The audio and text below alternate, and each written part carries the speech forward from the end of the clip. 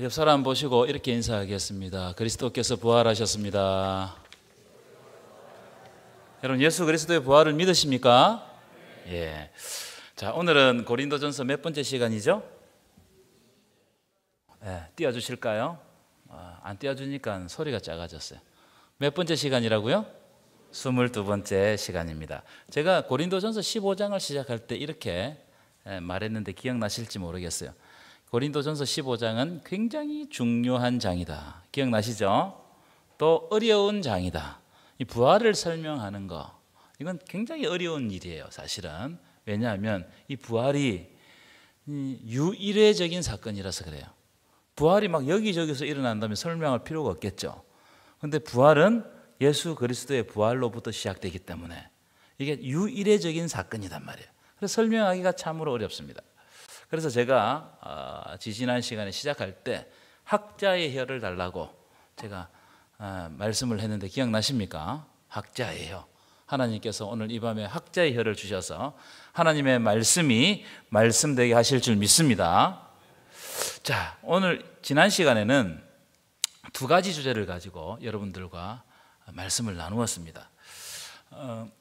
고린도전서 15장의 전체 장 제목은 예수 그리스도의 부활과 우리의 구원, 우리의 구원이 어떻게 일어나는가, 예수 그리스도의 부활과 매우 깊은 연관이 있다, 그런 말씀을 드리면서 이거 첫 번째 주제로는 사도 바울이 고린도 교회 성도들에게 너희들에게 이미 전해준, 너희가 이미 받은 복음을 굳게 지키라, 그런 말씀을 했습니다. 1절에 나옵니다. 1절 2절에 무슨 말이냐면 바울이 고린도 교회를 개척하면서 이미 예수 그리스도의 복음과 부활에 대해서 확실하게 가르치고 전수를 해줬습니다. 그래서 너희들이 이미 받은 복음을 기억하고 헛되지 않도록 지키는 것이 중요하다. 그러면 그로 말미암아 구원을 얻는다는 거예요. 여러분, 이미 받은 복음이 있죠, 우리가. 여러분, 어릴 때부터 또 처음 복음을 받았던 그 복음 있죠. 그 복음을 기억하셔야 돼요. 아멘이십니까? 예, 아멘 소리가 작아요. 아멘 소리가 적으면 설교를 길게 하겠습니다. 아멘 소리가 커질 때까지 타이밍을 잘 맞춰야 돼요. 자, 여러분, 지난 시간 제가 복음이 뭐라고 그랬어요? 복음은 이런 겁니다. 복음의 핵심은 뭐냐?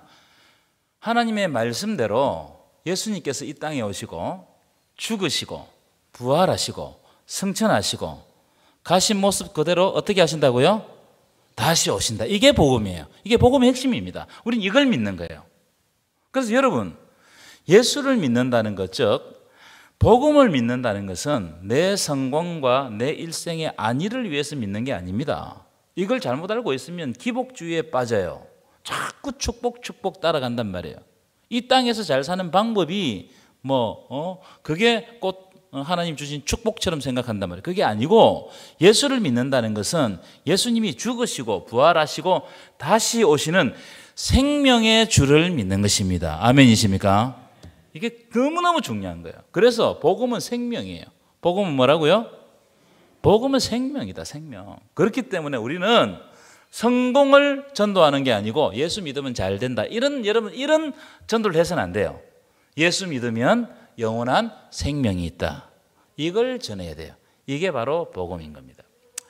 자, 고린도전서 15장에 저쪽 문을 좀 닫아주세요. 15장의 두 번째 주제는 부활의 역사성에 대해서 논쟁을 했습니다. 부활의 역사성.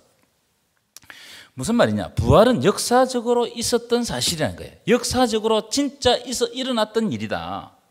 그래서 부활의 역사성을 보여주는 첫 번째 주제가 뭐냐면 부활은 성경의 약속대로 일어났다는 거예요. 성경의 약속대로. 무슨 말이냐? 약속과 성취의 관점에서 부활을 보아야 돼요. 성경에서 미리 하나님께서 약속하셨고 그대로 이루어졌다는 거예요. 여러분, 부활은 하나님의 약속대로 일어난 사건임을 믿으시기를 축원합니다. 두 번째로는 부활의 목격자들이 있더라. 수많은 목격자들이. 그래서 지난 시간에 이런 내용을 배웠습니다. 게바에게 보이시고 후에 12제자와 500여 성도의 일시에 보이셨고 예수님의 동생 누구? 야고보에게 보이셨고 맨 나중에 만삭되지 못한 누구에게? 바울에게도 보이셨다. 그 후에도 제가 히브리서 말씀을 가져왔죠. 구름같이 둘러싼 허다한 정인들이 있더라. 부활을 목격하고 부활을 증언하는 오고 오는 세대에 지금까지 여러분들을 통해서 오늘날에는 여러분들을 통해서 부활을 증언하는 이 증언자들이 끊이지 않고 계속해서 부활이 증언되더라는 거예요. 그러니까 부활의 목격자, 여러분 우리는 부활의 목격자임을 믿으시기를 축원합니다. 세 번째, 부활이 사실인지를 알려면 지금 이 글을 쓰고 있는 사도 바울의 변화를 보라는 거예요. 사도 바울. 사도 바울은 처음에 어떤 사람이었습니까? 교회를 핍박하는 사람이었죠. 그렇죠? 죄인 중에 개수다. 자기를 그렇게 여겼어요. 이 교회를 핍박하는데 얼마나 열심히 있는 특심이 있어요. 특심이. 그래가지고 이 명단을 작성해가지고 어디까지 갑니까? 다메섹까지 간단 말이에요. 다메섹 가는 그 길에서 부활하신 예수를 만난단 말이에요. 그러니까 그 부활하신 예수를 만나고 난 다음에 예수를 그렇게 핍박했던 자가 이방의 복음을 전하는 사도로 변화되었다. 사도 바울의 변화를 보라는 거예요. 이게 증명한다는 거예요. 부활을 증명한다는 거예요. 그래서 사도 바울이 지난 시간에 이런 고백을 했다고 말씀드렸습니다. 내가 나 된 것은 다 하나님의 은혜로 된 것이니 이것은 내가 한 것이 아니요 오직 나와 함께 하신 하나님의 은혜로라. 아멘이십니까? 여러분이 여러분 된 거, 제가 여기에 서 있는 거 다 하나님의 은혜로 된 줄 믿습니다. 부활하신 하나님의 능력이 여러분들을 붙들고 있는 거예요. 그래서 사도 바울을 보라는 거예요. 사도 바울을 보면 부활의 증언자가 된다는 거예요. 자, 오늘은 세 번째 주제부터 15장을 다루도록 하겠습니다. 이 세 번째 주제는 예수 그리스도의 부활이 없었다면 우리는 과연 어떻게 되는가? 부활이 없었다면 어떻게 되는가? 자, 12절입니다. 12절 함께 읽어볼까요? 시작. 그리스도께서 죽은 자 가운데서 다시 살아나셨다 전파되었거늘 너희 중에서 어떤 사람들은 어찌하여 죽은 자 가운데서 부활이 없다 하느냐. 여러분, 초대교회는 교회가 출발하자마자 함께 이단도 함께 출발했어요. 이상하죠? 여러분, 요즘에 이단이 많은 게 아니에요. 초대교회도 이단이 많았어요. 기록된 이단들이 뭐가 있냐면 할례당들. 사도 바울이 가는 곳마다 따라다니면서 사도 바울이 전한 복음은 복음이 아니다. 할례를 받아야 구원을 받는다. 이 할례당, 여러분 이단이잖아요. 그렇죠?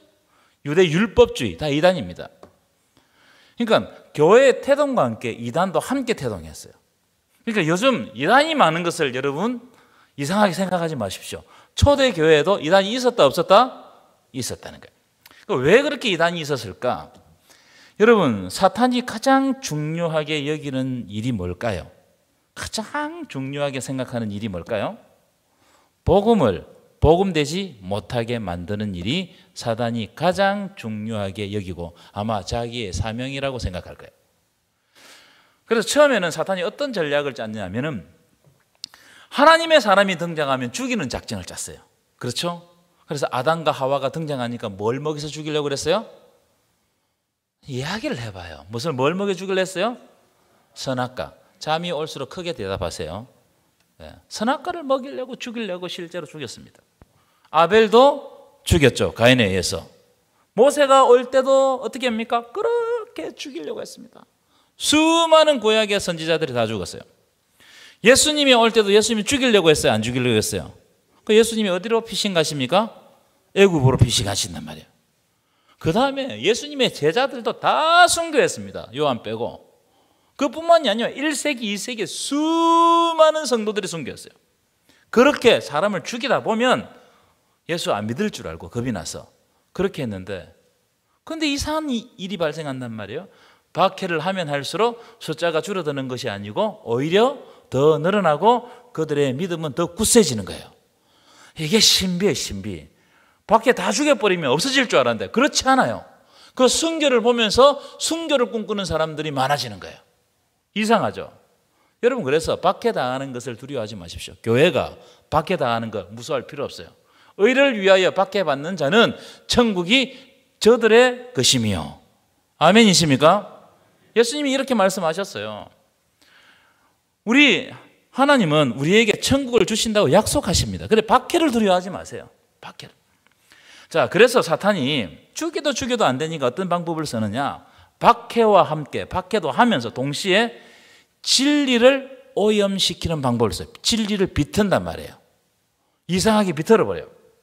하나님의 말씀, 즉 복음을 순수한 말씀으로 받아들이지 못하게 하고 진리를 왜곡하거나 오염시키거나 비틀어서 하나님의 말씀에 순종하지 못하게 만들어버립니다. 그것을 보여주는 첫 번째 예가 뭐예요? 하와가 범죄하도록 만드는 겁니다. 하나님은 아담에게 뭐라고 말씀하셨습니까? 동산 각종 나무의 열매를 너희가 임의로 먹되 마음대로 먹되 선악을 알게 하는 나무의 열매를 먹지 말라. 네가 먹는 날은 어떻게 된다고요? 정령 죽으리라. 요즘 번역에는 반드시 죽으리라. 그런데 사탄이 하와를 찾아와 가지고 질문을 이상하게 합니다. 질문을 꼰단 말이에요. 처음 듣는 질문을 해요. 하나님이 참으로 너희에게 동산 모든 나무의 실과를 먹지 말라고 하시더냐? 이렇게 질문을 해요. 이 질문이 묘하거든요. 이 질문에 걸려 넘어지면 다 넘어가는 거예요. 이단들이 기존 교회 성도들을 빼가기 위해서 질문을 합니다. 교회에서 듣지 못했던 질문을 가지고 딱 질문해요. 그러니까 교회에서 한 번도 질문 받아본 질문이 아닌 질문을 누군가가 나에게 하잖아요. 그럼 이상하다고 봐야 돼요. 예를 들어서 이런 겁니다. 하나님은 남자입니까? 여자입니까? 자, 대답해 봅시다. 김현수 권사님. 하나님은 남자예요? 여자예요? 빨리 대답해 봐요. 이렇게 접근하면 저 사람 이상하구나. 그렇게 생각하라는 거예요. 하나님은 영이시기 때문에 남자, 여자를 할 수가 없어요. 이해하셨어요?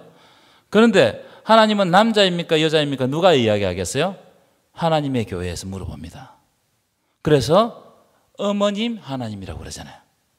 그렇죠? 요즘 잡혀가 있습니다. 또 이런 질문을 합니다. 신천지. 뱀은 어떻게 말을 할 수 있었을까요?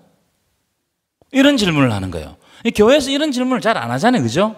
그러니까 교회에서 안 하는 질문들은 뭔가 딱 걸려 넘어지도록 하는 질문을 가지고 우리에게 접근해요. 그러니까 그런 것을 들었을 때 이 사람이 이상한 사람이구나 생각하면 된단 말이에요. 왜 이런 질문을 할까요? 하나님의 말씀을 왜곡시키기 위해서 이 질문을 던지는 거예요. 아까 말씀드렸죠. 하나님 분명 정령 죽으리라고 그랬는데 각종 나무의 열매를 다 먹으라고 그랬어요. 그런데 마귀가 딱 찾아와가지고 하는 말이 하나님이 참으로 이 모든 나무의 열매를 실과를 먹지 말라고 하시던 이러면서 질문을 딱 꼬는 하나님의 말씀을 딱 이상하게 오염시킨단 말이에요. 부활도 마찬가지예요. 부활. 자, 12절 한번 다시 보세요. 12절 띄워져 있는데 이렇게 되어 있습니다. 너희 중에 어떤 사람들은 어찌하여 죽은 자 가운데서 부활이 없다 하느냐? 여러분 이 구절에서 어떤 것을 알 수 있어요? 고린도 교회 성도 중에 어떤 사람들은 부활이 없다고 주장하는 사람들이 생기기 시작했다 이 말이에요. 부활이 없다니 부활이. 그래 아마 제가 상상할 때 이런 것 같아요. 내가 교회 다니고 설교를 들어보는데 다른 건 다 믿겠는데 부활은 못 믿겠다. 진리를 오염시키는 거예요. 왜곡시키는 거예요. 자, 그럼 왜 고린도 교회 사람들이 부활이 없다고 주장했을까? 궁금해요, 안 궁금해요? 궁금하죠? 자, 이것은 헬라 철학하고 매우 깊은 연관을 가집니다. 헬라 철학에서는 이런 생각을 가지고 있어요. 이 오래된 생각인데 플라톤부터 내려오는 아주 오래된 생각인데 육신은 악해요. 우리가 눈으로 보이는 건 다 악하다고 생각했어요. 그러나 눈에 보이지 않는 것은 선하다고 생각했어요. 그래서 눈에 보이지 않는 세계로 가요. 그 이데야. 눈에 보이지 않는 것은 선하고 영은 선하다고 생각했어요.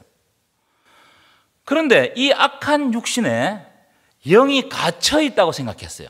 그러면 자, 영이 우리가 구원받는 방법이 뭐겠어요? 이 사람들 생각에 의하면 육신을 벗어나는 것이 바로 구원이라고 생각해요. 이 육신을. 그럼 육신을 벗어나려면 어떻게 해야 돼요? 죽는 거죠. 그죠? 죽는 거. 그래서 이 사람들의 죽음은 어떻게 생각해요? 영이 해방된다고 생각했습니다. 영이 해방된다고. 그러니까 한번 가만히 생각해 보십시오. 몸의 부활을 주장하는 것은 헬라 사람들의 입장에서 너무나 어리석은 일이야. 이렇게 눈에 보이는 거 악한 건데 악한 것이 부활한다?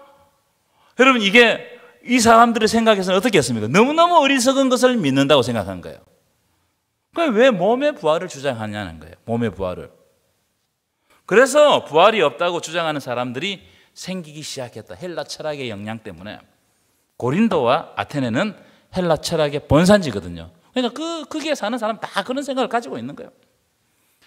그런데 이 생각이 세상 밖에서 있으면 괜찮잖아요. 그런데 이게 점차 어디로 들어오죠? 교회 속으로 들어오는 거예요. 교회 속으로 들어오면서 기독교 진리를 만났는데 이 철학적인 생각이 너무나 강하기 때문에 이 진리를 싹 이상하게 왜곡시킨단 말이에요. 이것을 뭐라고 부르느냐? 기독교 영지주의라고 하네. 영지주의. 사실 기독교를 붙여서 그렇지 그냥 영지주의입니다. 자, 영지주의가 뭐냐? 아주 간단해요. 아까 육은 뭐라고 그랬죠? 악하다고 말씀드렸죠? 영은 선하다고 말씀드렸죠? 자, 한번 보십시오. 하나님의 아들, 즉 예수님, 예수님이 하나님이시잖아요. 그죠? 하나님은 선합니까? 악합니까? 선하죠. 이 선한 하나님이 그들 생각에는 육신으로 올 수 있어요? 없어요? 못 오는 거예요. 못 오는 거야. 이해하셨으면 고개를 끄덕끄덕 해보세요. 다시 설명하겠습니다.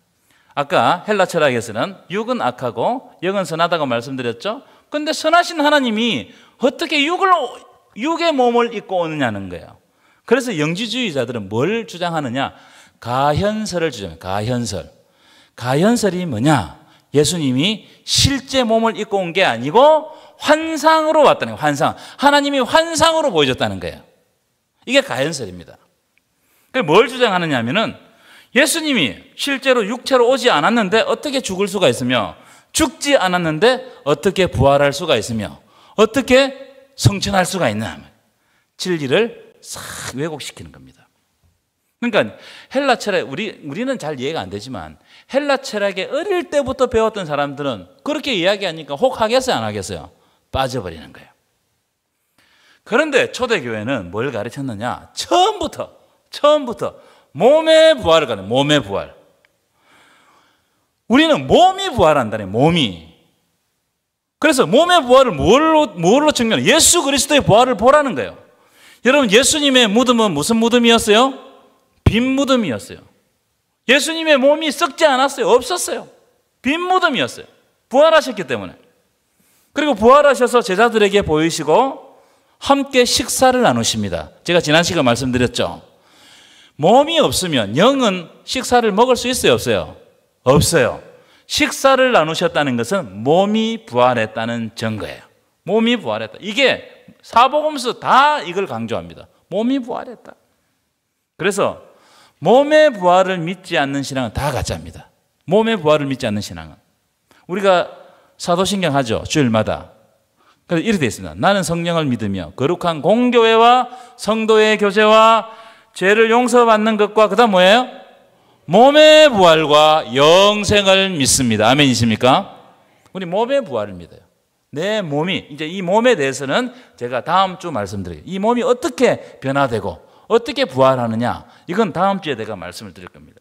우리 몸의 부활을 믿는 거예요. 그러니까 우리가 이 몸을 가지고 함부로 하면 안 돼요. 나중에 그 내용이 나옵니다. 함부로 하면 안 돼요. 자, 그런 의미를 가지고 13절 한번 읽어볼까요? 13절 시작.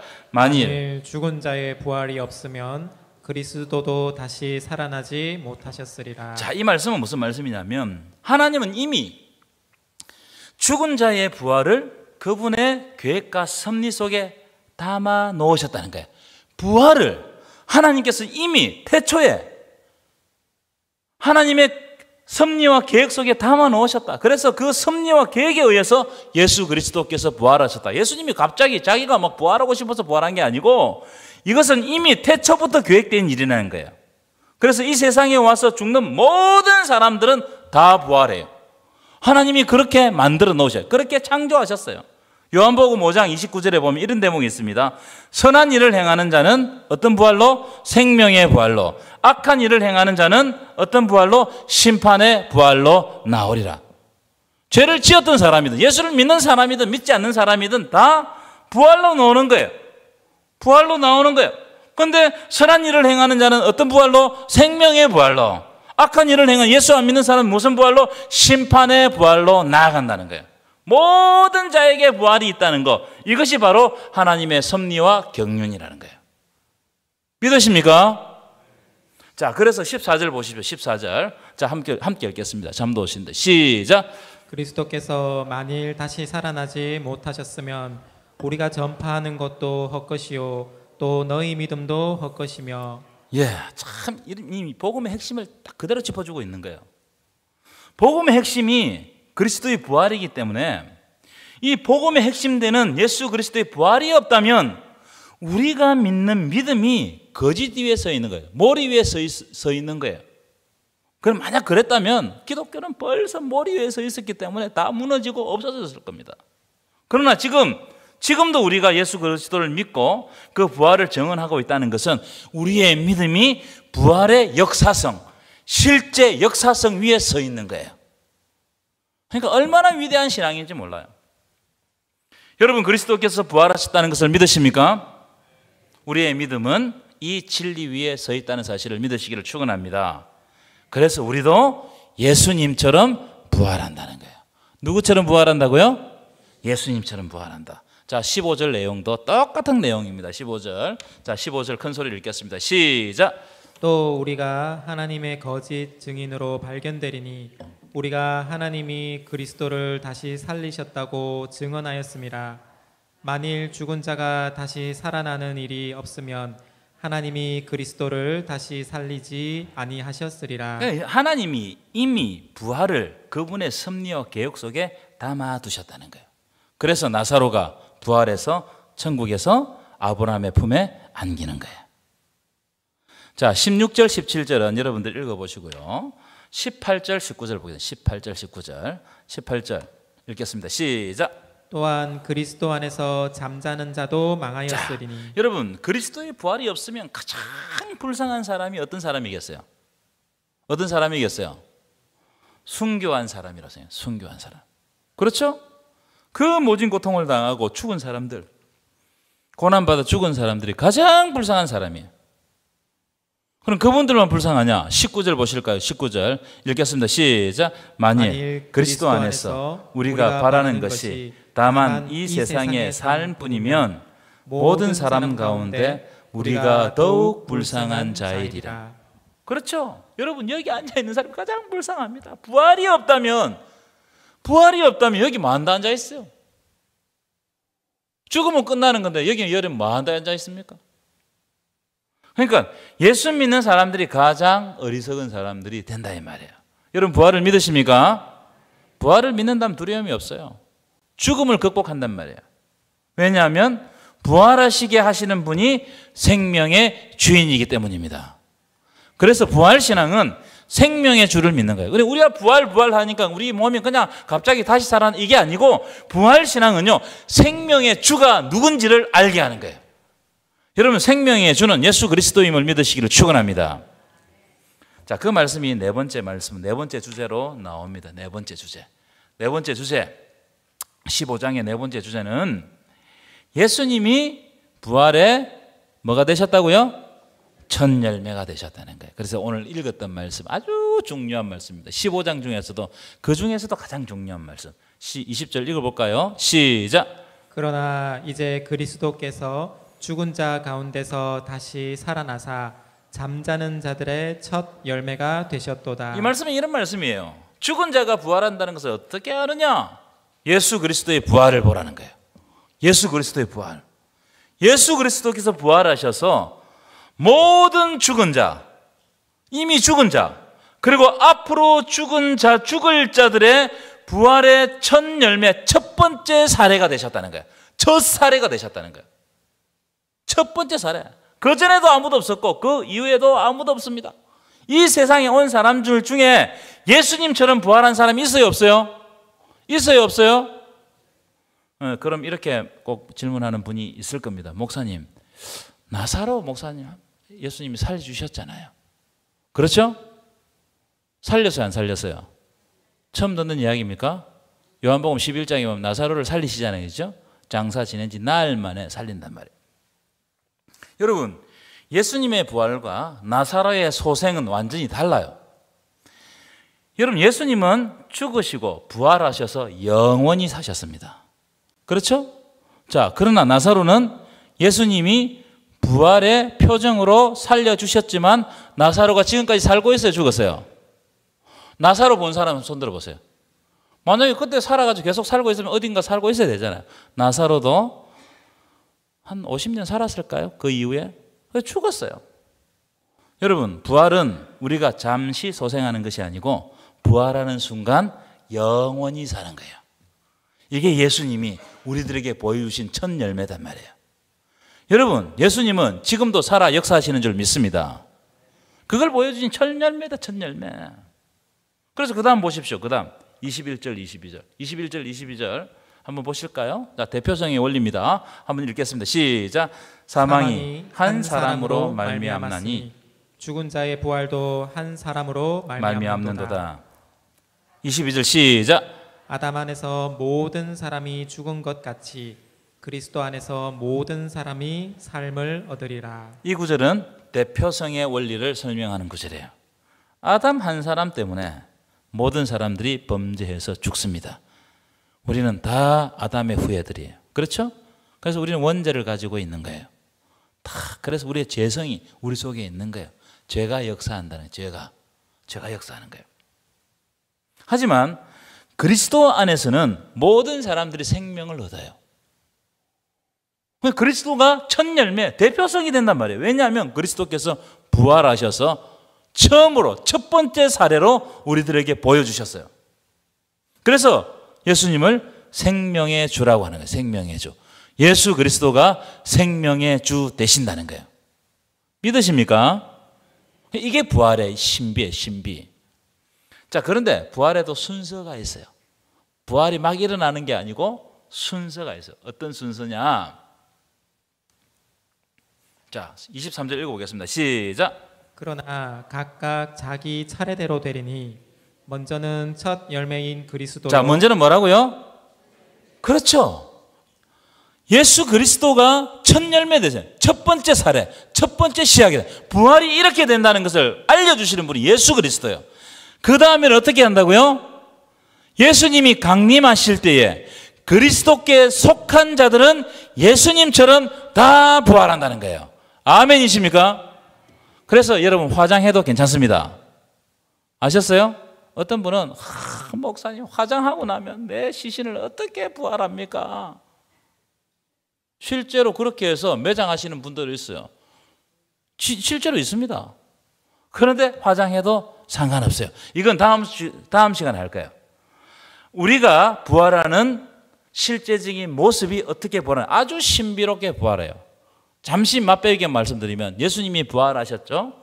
부활하셨을 때 제자들이 알아봤습니까? 못 알아봤습니까? 못 알아볼 때도 있고 알아볼 때도 있었어요. 아주 신비로운 겁니다. 제자들이 문을 닫고 있었을 때 예수님이 들어오십니다. 우리 일반적인 육체로는 그렇게 안 되겠죠. 그런데 예수님이 시공간을 통과하시는 이걸 부활체라고 해요. 부활, 신령한 몸이라고 그래요. 신령한 몸. 그러니까 이건 다음 시간에 좀 더 자세히 할 텐데 우리는 예수님처럼 부활하는 거예요. 차원이 다른 모습으로 부활한다는 거예요. 지금 우리가 있는 이 모습에서 더 영광스러운 모습이 된다는 거예요. 24절 읽어볼까요? 시작. 그 후에는 마지막이니 그가 모든 통치와 모든 권세와 능력을 멸하시고 나라를 아버지 하나님께 바칠 때라. 그러니까 예수님이 이제 오실 때 우리가 모든 사람들이 부활할 그때는 하나님 나라가 완성되는 거예요. 그때가 마지막이라는 거예요. 그래서 예수님이 모든 통치와 모든 권세와 능력을 멸하시고 하나님 나라가 이루어지는 거예요. 우리는 그 나라를 기다리는 겁니다. 믿으십니까? 그래서 25절 큰 소리를 읽겠습니다. 시작. 그가 모든 원수를 그 발 아래에 둘 때까지 반드시 왕노릇 하시리니. 아멘이시죠? 사탄이 아무리 설쳐도 그때가 되면 예수 그리스도께서 사탄의 머리를 상하게 하시고 완전히 이기셔서 영원히 왕노릇 하신다. 부활해서. 믿으십니까? 자, 26절 아주 중요한 말씀입니다. 큰 소리 읽겠습니다. 시작.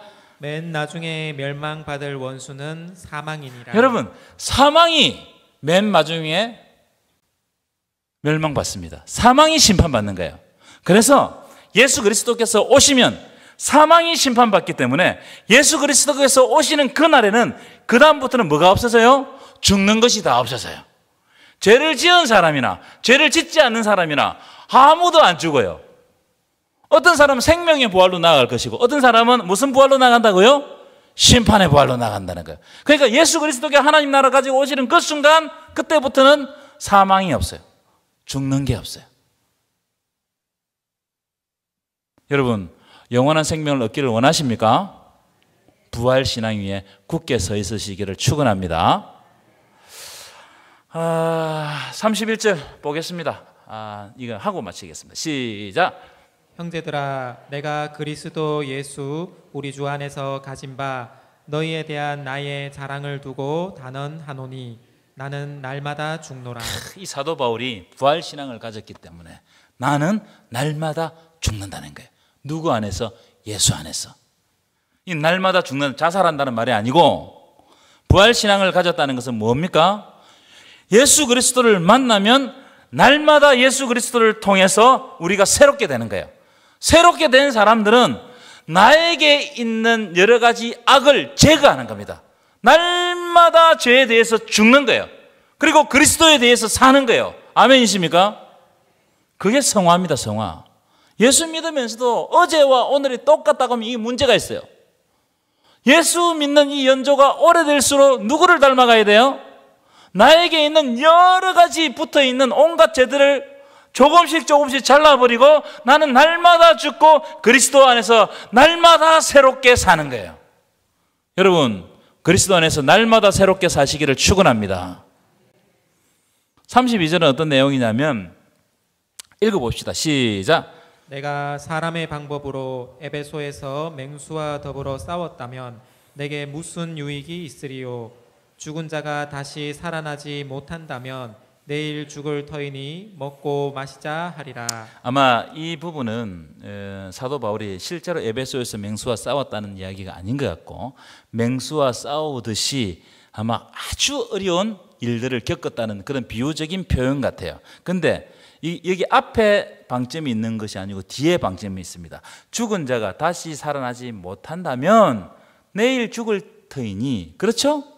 먹고 마시고 마음대로 살고 세상 사람들처럼 똑같이 살지 내가 뭐하러 이렇게 예수 그리스도를 안고 그 진리를 가지고 이렇게 하나님 안에서 분투하며 살겠냐는 거예요. 피곤하게.